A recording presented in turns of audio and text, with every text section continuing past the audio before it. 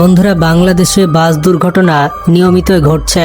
সম্প্রতি কিভাবে একটি বাস ফেরিঘাট থেকে পড়ে গেল আপনারা দেখতে পেয়েছেন। সৌহার্দ্য পরিবহনের এই বাসটি ফেরিতে উঠতে গিয়ে মানুষের সামনেই নদীতে পড়ে গেল।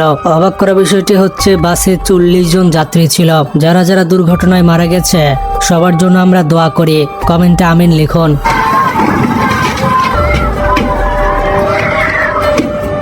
বন্ধুরা, শুধুমাত্র এই দুর্ঘটনায় নয়, বাংলাদেশে প্রতিনিয়ত বাস দুর্ঘটনা ঘটে যাচ্ছে।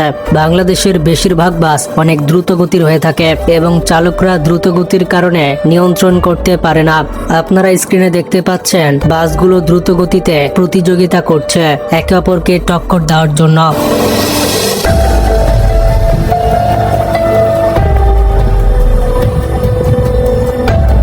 বন্ধুরা, এগুলো আসলে বাস নয়, এগুলো হচ্ছে পাগলাটে বাস। আর পাগলাটে বাসের তালিকায় বাংলাদেশের 1 নম্বরে থাকবে হানিফ বাস। বলা হয়ে থাকে, হানিফ বাসে চড়তে হলে জীবনকে হাতে নিয়ে চড়তে হয়।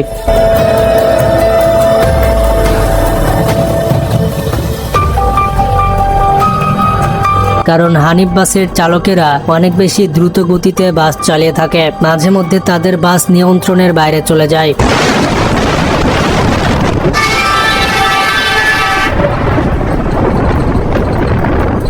এছাড়া শ্যামলী পরিবহন এবং এনা পরিবহন, এই বাসগুলোর ড্রাইভার অনেক বেশি বিপজ্জনক হয়ে থাকে। বাংলাদেশে প্রতিদিন এত বেশি দুর্ঘটনা ঘটছে যে এগুলো রেকর্ড করাই মুশকিল। যারা এইসব বাসে ভ্রমণ করে তাদের মুখ থেকে শোনা যায় যে বাস কত দ্রুত গতিতে এবং রাফ ভাবে চালানো হয়। বাংলাদেশের বাসগুলোতে চড়লে মনে হয় সব সময় আয়াতুল কুরসি পড়ি। আপনি কোন বাসে চড়েছেন আর এমনটা আপনার সাথে হয়েছে কমেন্টে জানান। শুধুমাত্র বাস দুর্ঘটনায় নয়, এমন কিছু মানুষ রয়েছে যারা বড় বড় দুর্ঘটনার হাত থেকে বেঁচে গেছে।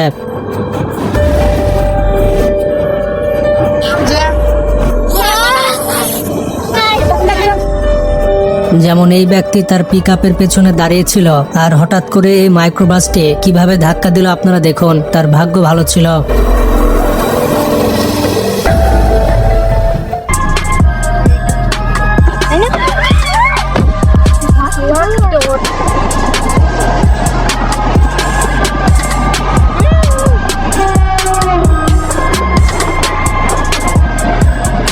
এই ব্যক্তিরা ট্রাকের চাকা চেঞ্জ করছিল, কিন্তু হঠাৎ করে এমন দুর্ঘটনা হবে কেউ ভাবতেও পারেনি।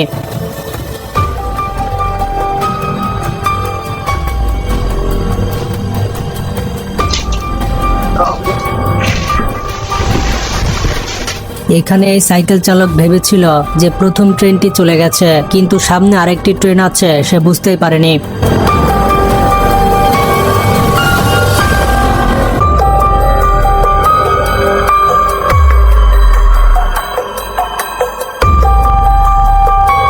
এখানে সবুজ জ্যাকেট পরা ব্যক্তিটির ভাগ্য ভালো ছিল।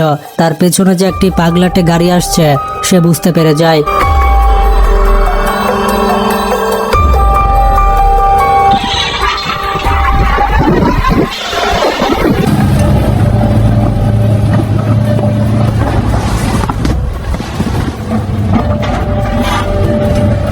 এখানে এই ব্যক্তি জেব্রা ক্রসিং পার হচ্ছিল, আরেকটি হলে গাড়িটির সাথে দুর্ঘটনা হচ্ছিল।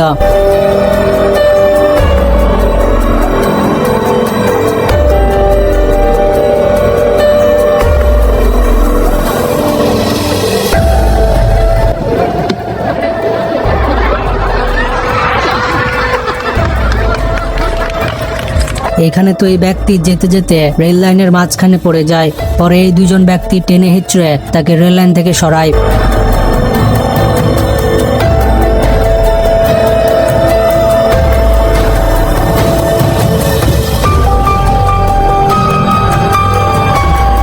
এই ব্যক্তি তো তার কার থেকে বের হতে যাচ্ছিল, যখনই সে তার দরজা খুলেছে তখনই তার সাথে দুর্ঘটনা ঘটে।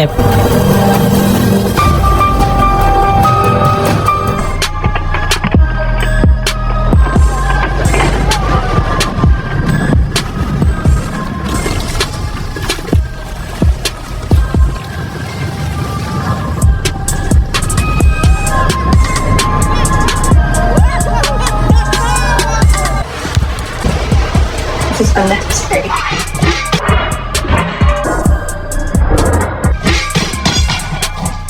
এখানে এই ব্যক্তি বাইক চলে যাচ্ছিল রাস্তার মাঝখানে, হঠাৎ রাস্তা দেবে যায়, সে বুঝতে পারছে না রাস্তা কেন দেবে গেল।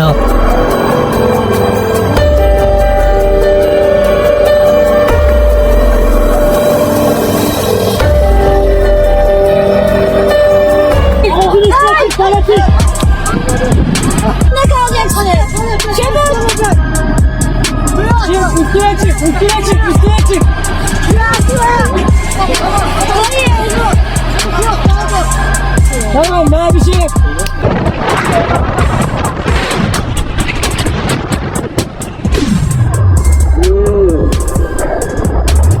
এখানে সাদা গাড়িটি দাঁড়িয়েছিল আর ভূমি ধসে আরেকটি হলে গাড়িটি ক্ষতিগ্রস্ত হতো। এই ব্যক্তিটির ভাগ্য ভালো ছিল।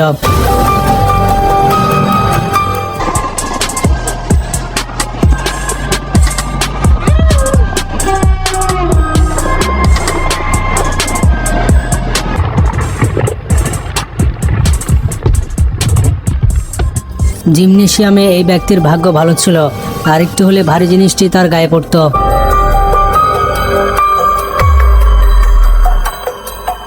এই ব্যক্তিটি বাইক চালিয়ে বামে যাচ্ছিল আর ট্রাকও বামে ঘুরছিল। বাইক চালকটির ভাগ্য ভালো ছিল যে কিছু হয়নি।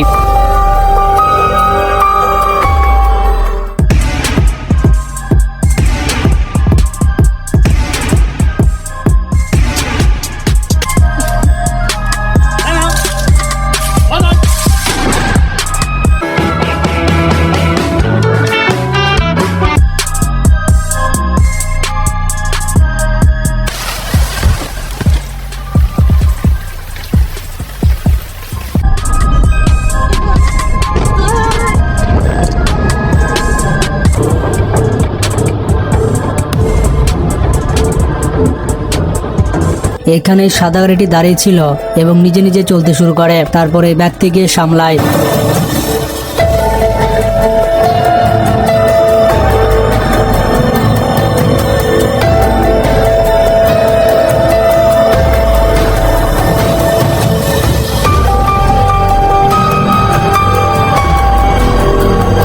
এখানে এই গাড়িটির চাকা খুলে গেছে এবং গাড়িটি 3টি চাকায় চলছে।